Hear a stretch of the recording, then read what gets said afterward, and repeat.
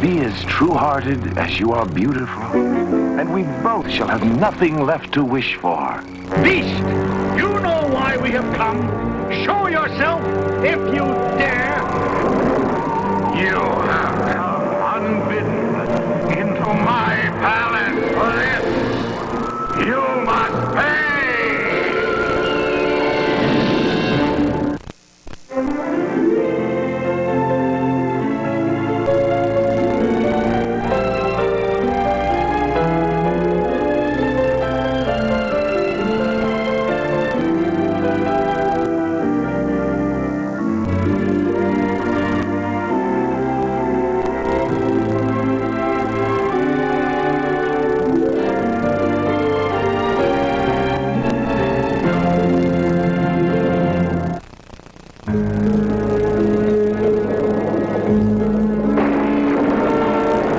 Once upon a time, in a land far, far away, there was a wealthy merchant who lived in a splendid house high on a hill. The merchant was very rich, and he tried to give his 5 children everything they ever wanted. Their lives were full and happy until one stormy night. Yes? What do you want? I bring an urgent message for your father, the merchant. Give it to me. I shan't have the likes of you tramping mud to our beautiful home. Rowena, who was that? Just a messenger boy, Father. You should have invited him in, Rowena. The storm outside is dreadful. He was in a hurry, Father. He left this for you. Would you open it, dear? My hands are quite full. Let me take your demitasse, Father. Would you like more tea? Beauty! Father wants more tea! No need to shout, Jacqueline. I'm coming. In the name of mercy. Father, what's wrong? 2 of my ships have been lost at sea. A 3rd one is missing. My fortune, it's been wiped out. You have no more money? But that means our dowries are gone too. What kind of husbands can we expect to find without a dowry? What of the 3rd ship, Father?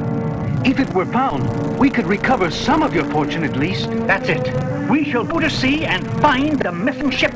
Yes, it shall be a great adventure. We haven't the money to mount such an expedition. I failed you. I failed you all. Please, forgive me, my children.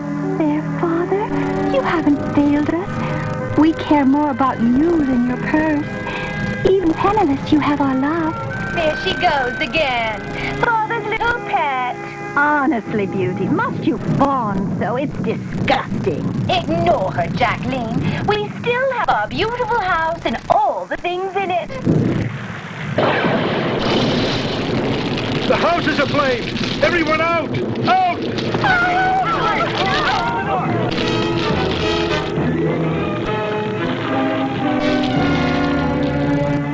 By morning, the house had burned to the ground. We've lost everything. We're paupers. We still have our lives. We still have each other. But where will we go? How will we live? Alas, we've little choice. The cottage in the dark woods is all I have left. You mean we must leave the town and live like peasants? Our friends will laugh at us. They'll want nothing to do with us. Then we shall need each other all the more. We'll find a way to be happy, Father. You'll see.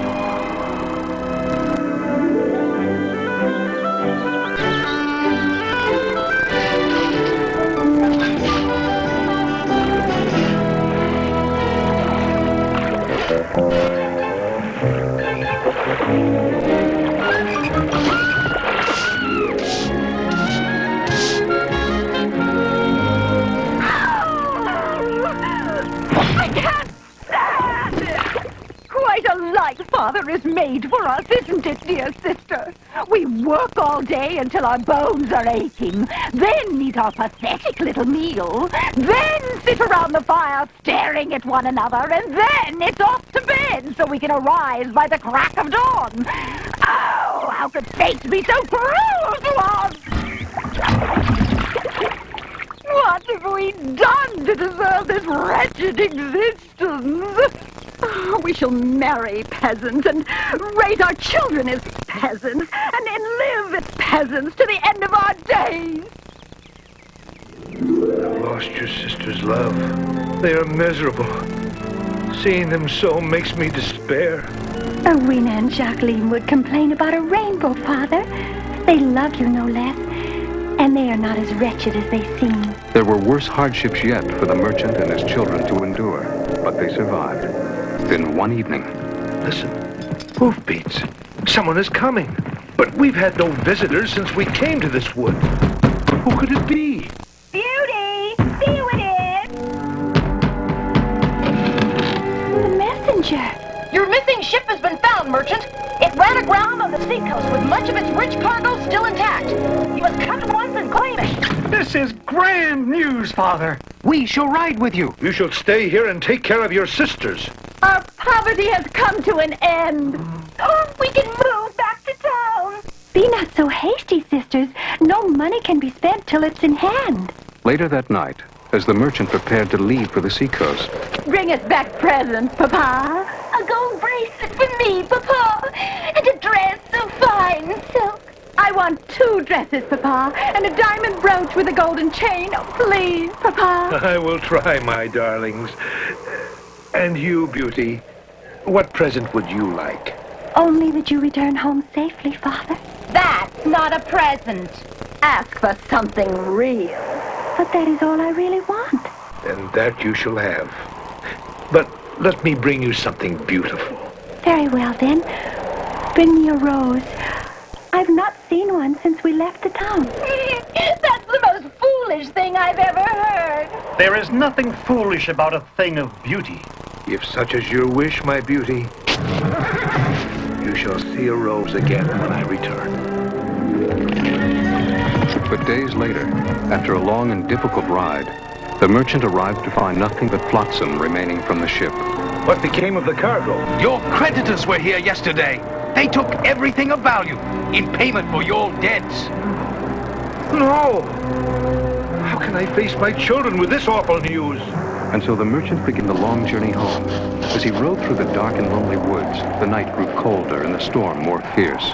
Soon, neither he nor his steed could see what lay ahead through the blast of white.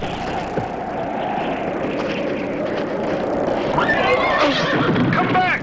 Come back! But the frightened animal was already far away, and so he decided to make the journey on foot. Finally, half frozen, the merchant came upon an incredible sight. Am I dreaming? What could those strange lights be? When the merchant approached, he discovered the curious light came from a magnificent palace. A flake of snow. How can it be?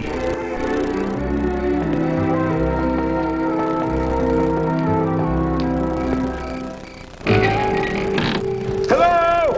Hello! In an immense gold-trimmed sitting room, the merchant found a hearth blazing and crackling, and tea and biscuits set out on a table as if for an expected guest. But there was no sign of his host. Hello!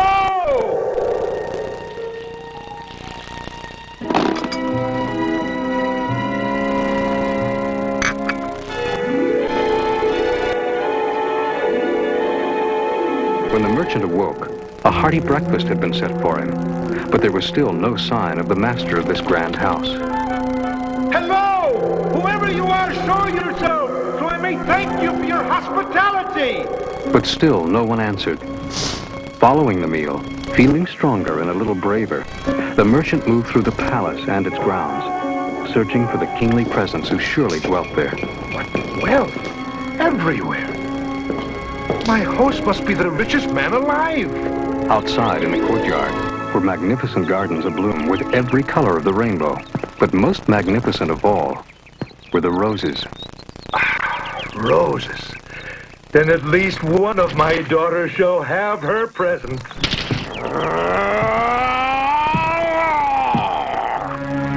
You repay my generosity with thievery?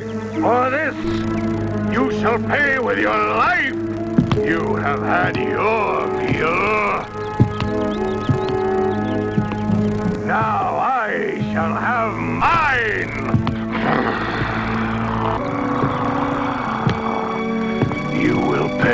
for the rose you have stolen with your life, merchant.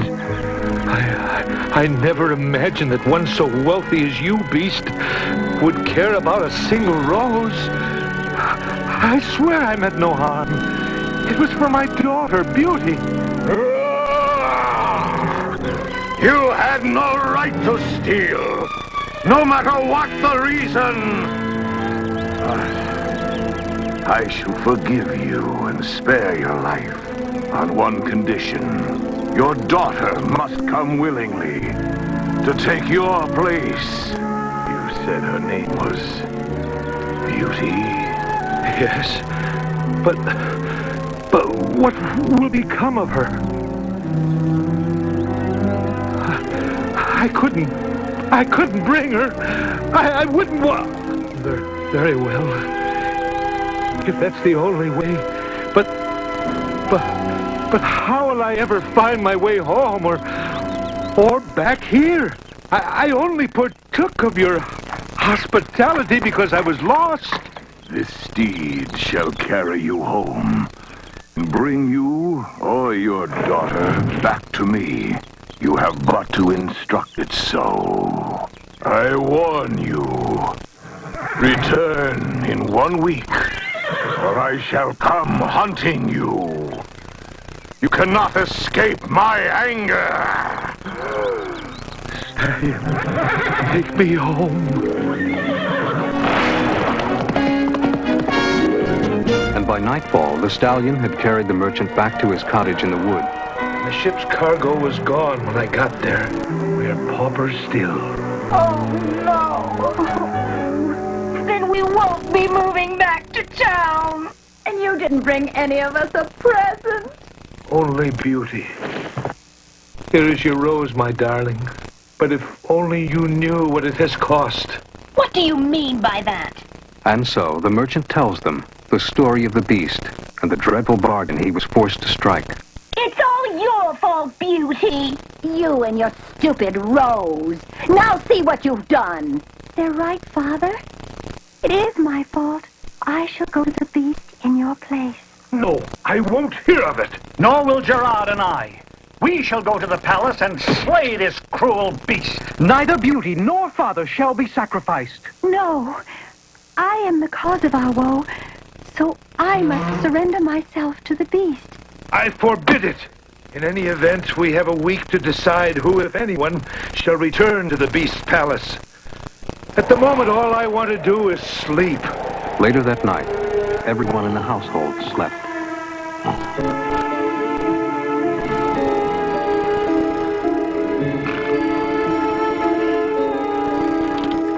Rowena, Jacqueline, goodbye.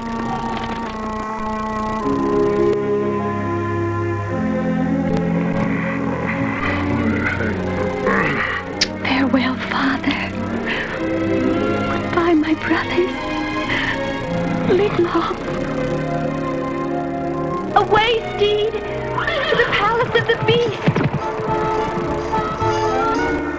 The next morning, Father, the stallion is gone. And Beauty with it. No! It's true, Father. The little fool is going to give herself to the beast. Then I fear our little Beauty is lost to us. Forever. at blinding speed, the stallion carries the brave but terrified Beauty through the dark wood to the palace of the beast.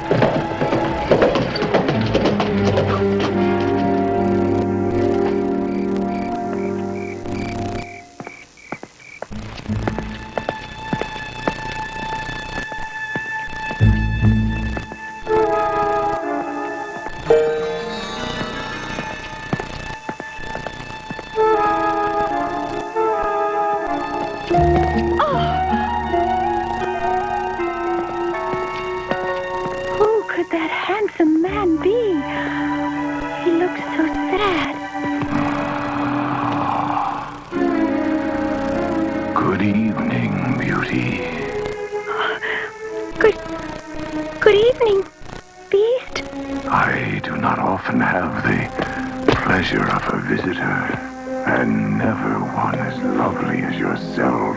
You have come to me willingly, then?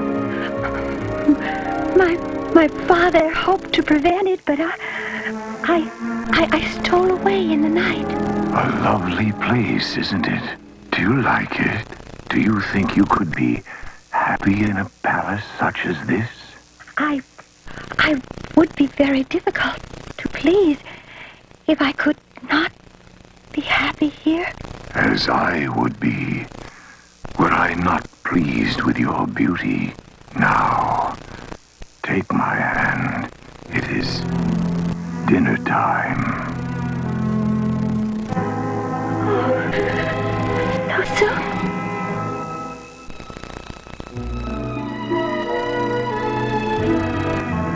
Be seated, beauty. Each night you will dine here, and each night I shall join you. But there is only one place set. Indeed, I am a beast, not a man. And when I hunger, I hunt like a beast and devour my prey in the dark wood. I can wait no longer. I must ask you now. I must know. Could you love one such as me, beauty? Could you marry me? Speak the truth. Be not afraid. No, beast. I cannot love you. I will not marry you. I understand. You came willingly to save your father. And now, beauty, after all I have said, you are willing to stay? I promise you, whatever you wish for, you shall find here. After dinner, the beast again took Beauty by the hand and escorted her to another part of the palace. This is your home, beauty. I shall see you again next evening.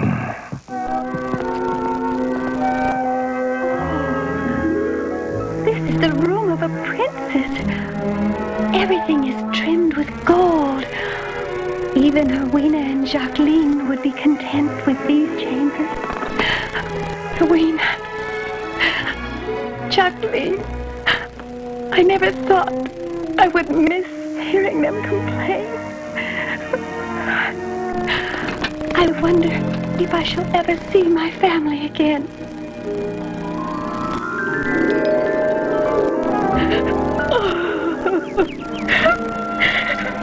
Oh, do not cry, beauty. Do not be sad. You are not as unfortunate as you think.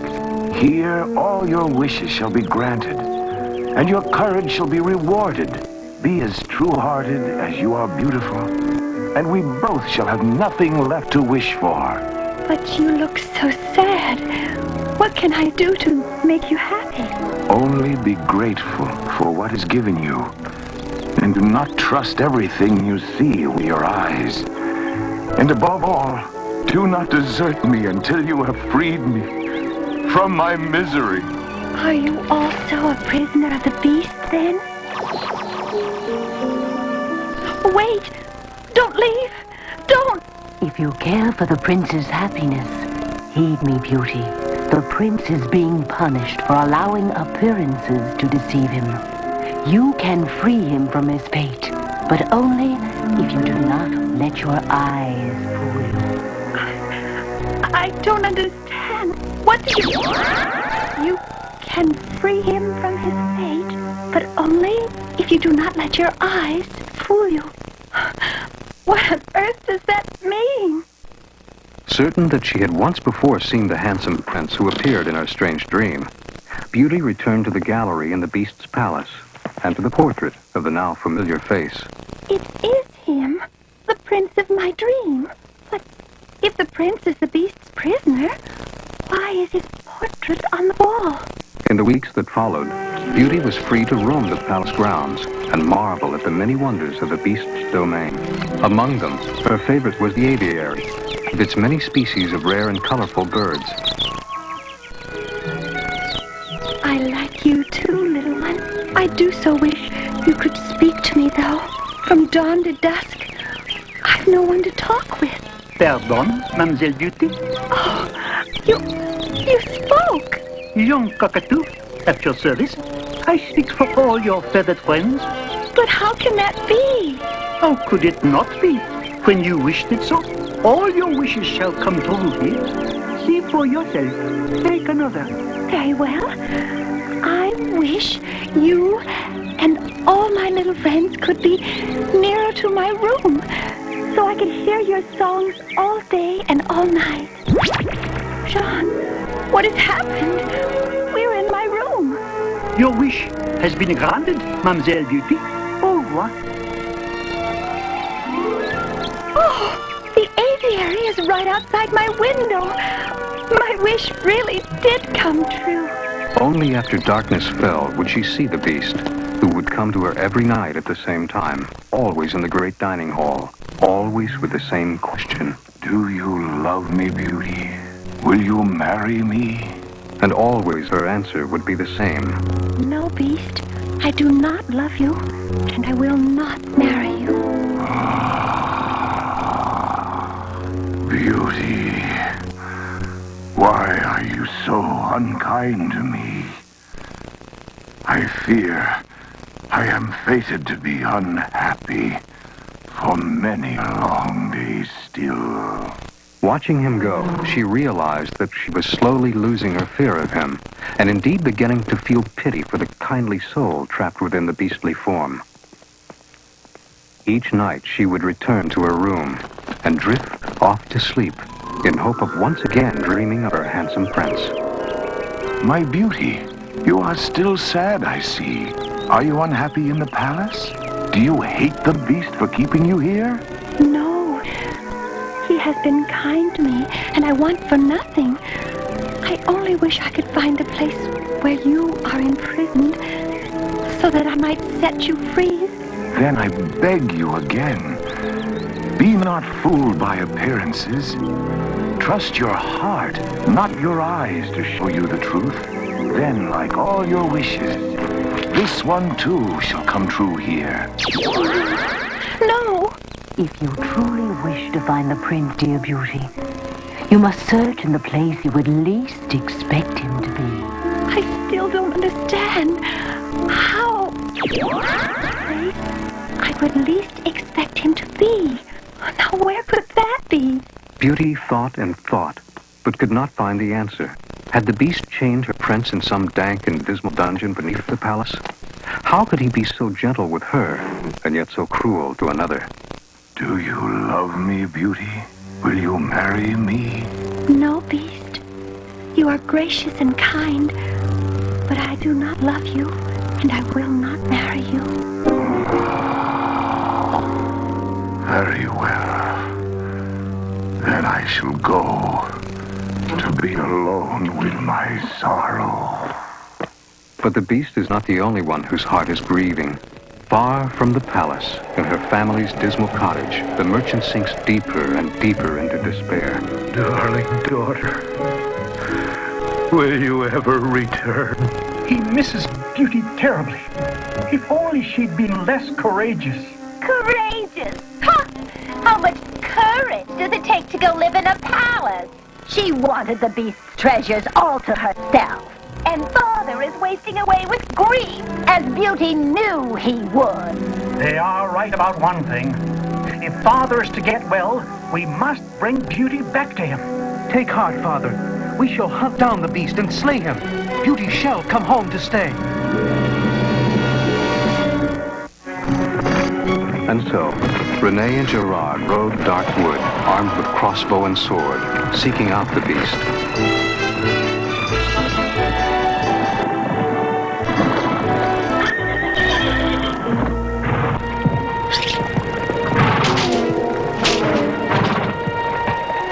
It seems hopeless, my brother.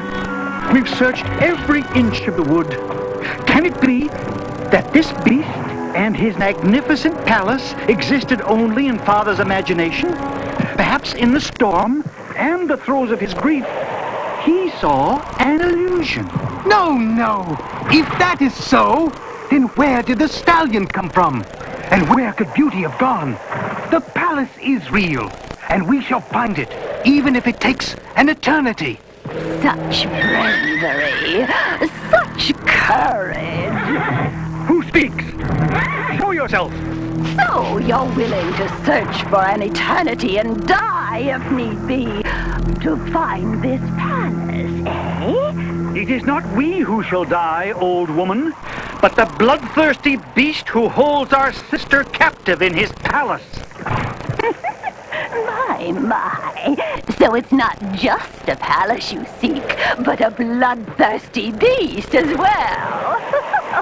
You are brave, lads. Ah, she taunts us, Renee. I think she knows of the beast and where he dwells. Speak, woman. Tell us where the beast may be found. Put your sword away, you foolish boy. I fear it not, and neither shall the beast. He and his riches are hidden from you by magic. Our father found the beast easily enough.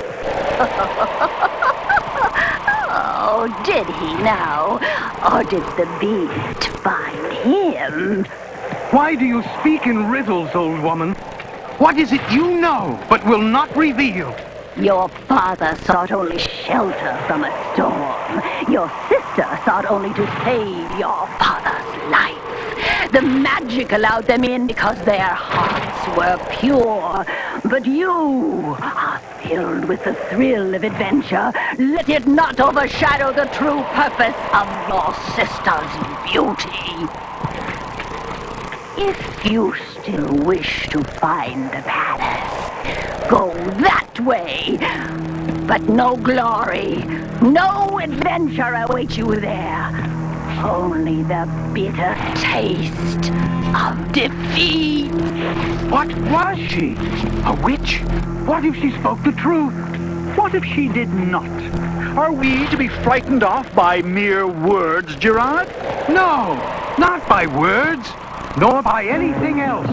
Let the beast work his magic. He shall prevail. To the palace! Ride! Look, Gerard, the lights in the sky, just as Father described. And then there, ahead, the gates of the palace.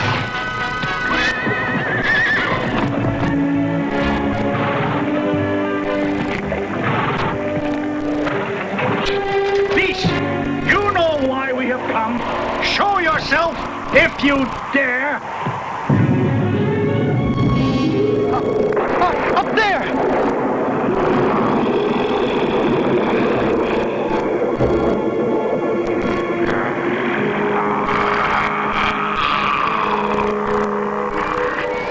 You have come unbidden into my palace. For this, you must pay!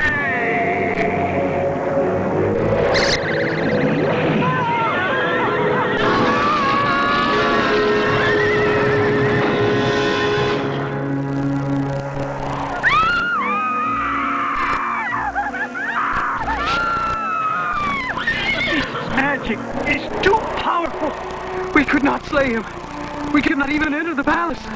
There is naught we can do except hope that one day Beauty will return. Beauty never knew of her brother's attempt to rescue her, though she thought of her family often as the weeks and months went by. Within the palace walls, time seemed to stand still, but Beauty could watch the march of the seasons from its towers. Yet her months of captivity passed quickly, for there was always some new miracle, some new wonder to behold, and every night there was dinner with the beast. Do you love me yet, Beauty? Will you marry me? Alas, beast, no. I cannot marry you. Winter became spring, and spring gave way to summer. And though Beauty was enthralled by the palace and its enchantments, she looked forward most of all to her nightly visits with the beast. She had come to enjoy his company and his conversation. Over time, her pity for the creature had turned to compassion, and her compassion to fondness. But still, it was not love.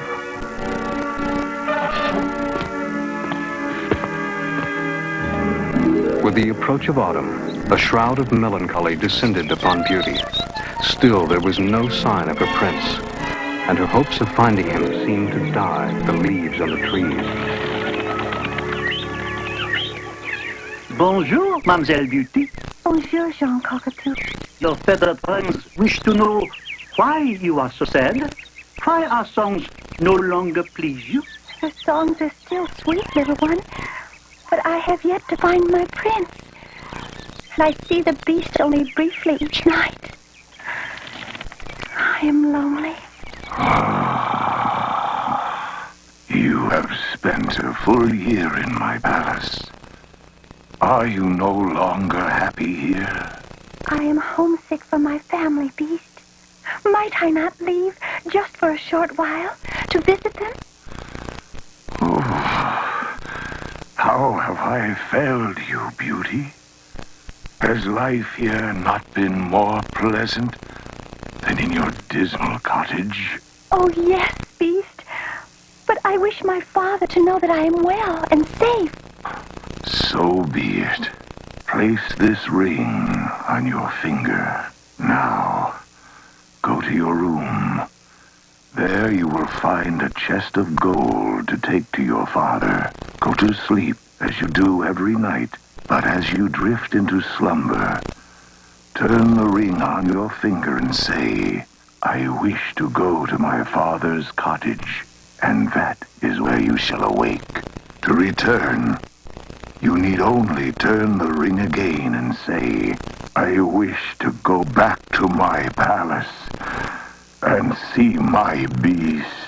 Oh, Beast, what is wrong? You shall never return. Oh, Beast, I shall. Promise to return in 1 week, for surely I shall die of grief. Of course, Beast. My solemn word. 1 week, no more. And so the beast departs, too heartsick to ask the questions he has asked every night since Beauty first arrived.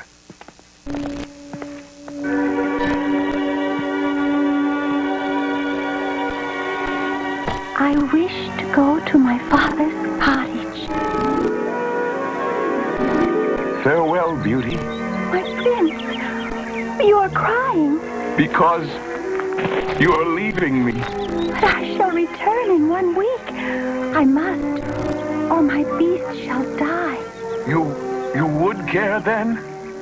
If the beast were to die? I would care very much. He is a kind beast, a gentle beast. I would die to save him from pain. He is not to blame for his ugliness. Ow! It's Beauty! Beauty! She's returned like a witch in the night! Beauty has come home!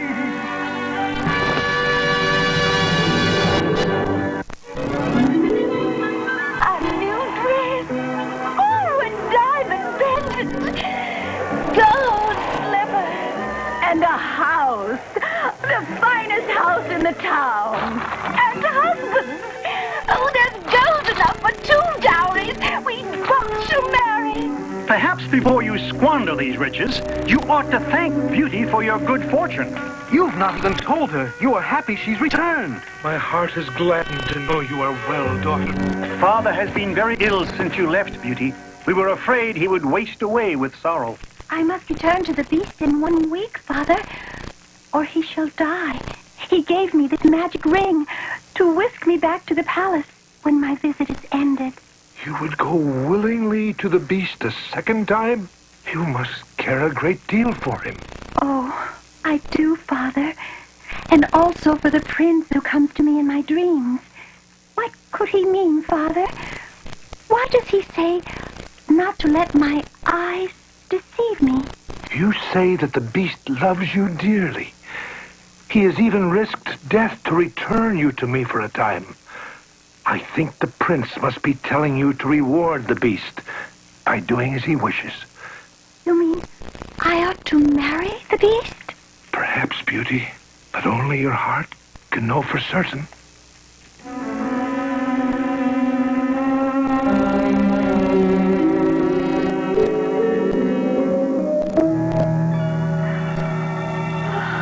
Oh, dear.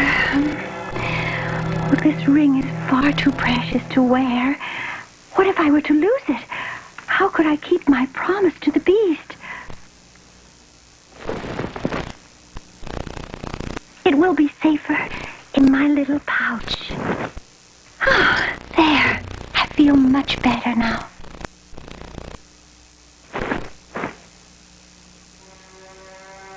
She's a greater fool than even I thought.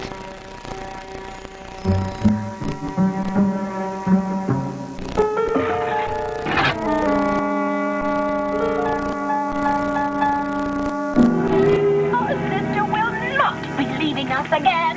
Is this really the right thing to do, Erwina? Beauty belongs here with our family.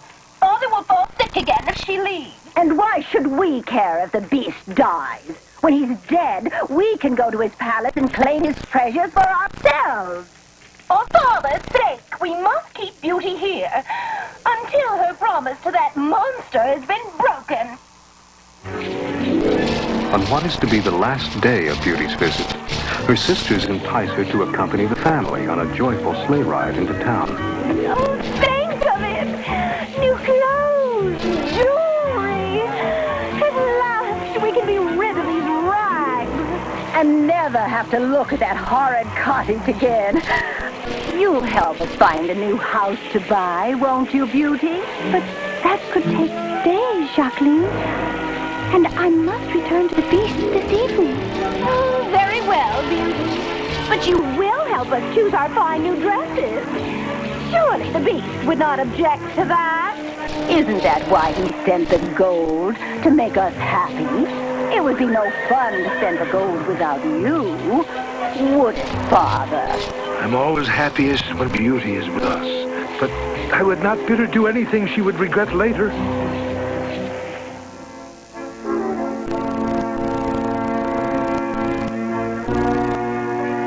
The day passes quickly as the family revels in the fruits of the beast's generosity.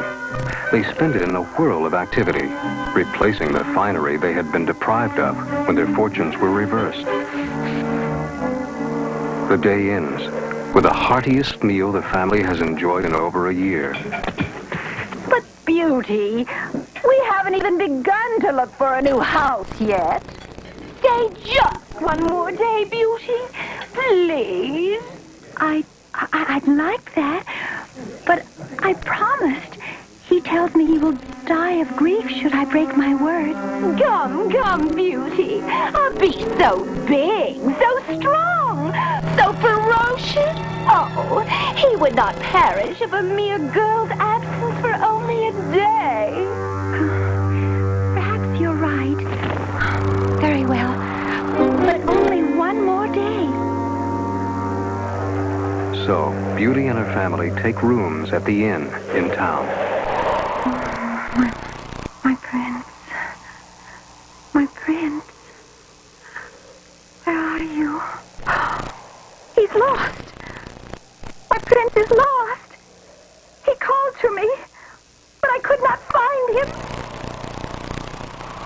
And as Erwina and Jacqueline had planned, the single day of house hunting stretches into 2, then 3, and more, until 1 week later.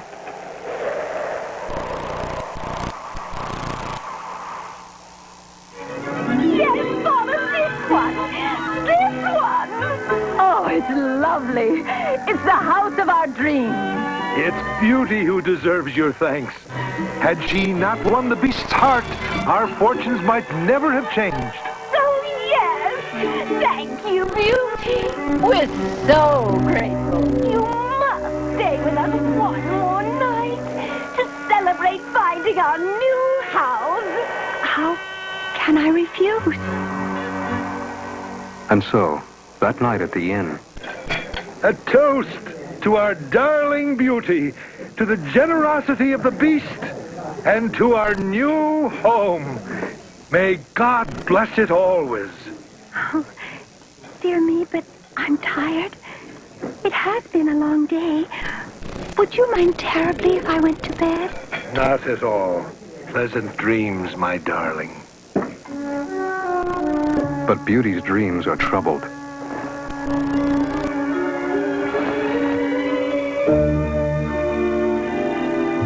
I don't understand. The palace walls always shut out the winter before, and now the garden is dead. Where are my little friends? Where have they gone? Why can I not hear their song? My beast! Ah! What have I done? I've stayed away too long. He is dying, and a fault is mine. I must return to him at once. Oh. No. No! The magic ring is gone. I've lost it. It must be here somewhere. It must be. The cottage.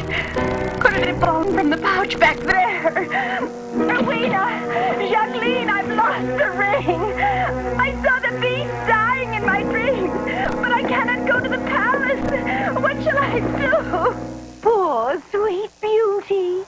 Oh, perhaps it was fated to be. You belong here with us and with Father. Take me back to the cottage, Rowena. Help me search there for the ring. You stole it. How could you? How dare you? It was for your own good. Why should Father have to suffer anymore? Why should you care if that monster dies? We can have all his treasures once he's gone. How can you be so selfish? So cruel? How could I have been so blind?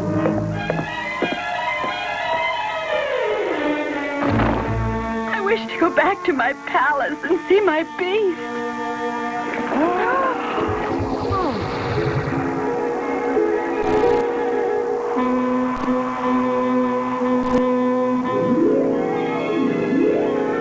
I've returned. I only pray my dream proves false. The garden, dead. Well, then my dream did not lie. My poor beast. Beast! Beast! Where are you? Beauty. My beast! Oh, dear beloved beast, forgive me. Oh, please, Liz. I do love you. I cannot imagine life without you. Beauty. You love me. Yes, dear beast. And will you marry me? Oh, yes. Yes, I shall. Thank you, sweet Beauty, for saving my son. Your son? Oh, the prince. But where has my beast gone? Rise, Beauty, and hear my tale. Long ago, an old beggar woman came to my palace seeking food and shelter. She was ancient and ugly, and I turned her away. I was that beggar woman. She is a fairy, and she was sent to test my generosity to see whether I would rule my kingdom with my eyes or with my heart. But I failed the test and was condemned to live in the hideous form of a beast until one as beautiful as you could see past my ugliness to behold my sorrow. Now, Beauty, you shall rule beside me as my princess, if that is your wish. To have my dear beast and my handsome prince both. Who could wish for more? And so it was, that very night, that Beauty attended her first royal wedding as the bride. As long as you both shall live, I do. they make a lovely couple. What a terrible deed we might have perpetrated. Indeed. For had we succeeded in keeping Beauty with us, the prince would be dead, and our beautiful sister would be forever heartbroken. Wouldn't you know it? Not only does that monster turn out to be a prince, but Beauty winds up with his riches, a royal treasury. With this sister, when will we ever learn? I now pronounce you husband and wife.